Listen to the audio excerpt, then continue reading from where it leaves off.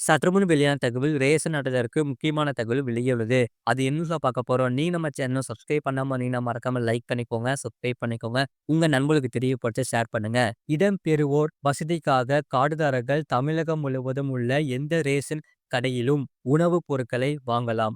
ஆனால் கடைக்கு கூடுதல் பொருட்களை அனுப்பாததால் மற்ற கடைகளுக்கு உரிய கார்டுதாரர்களுக்கு பொருட்கள் வழங்க ரேஷன் ஊழியர்கள் மறுக்கின்றனர். தமிழக ரேஷன் கடைகளில் கார்டுதாரர்களுக்கு அரிசி, கோதுமை இலவசமாகவும், சர்க்கரை, துவரம்பருப்பு, பாமாயில் போன்றவை மானிய விலையிலும் வழங்கப்படுகின்றன.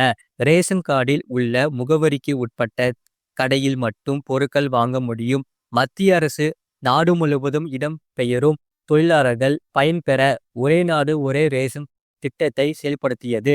இத்திட்டத்தில் தமிழகம் 2020 அக்டோபரில் இணைந்தது.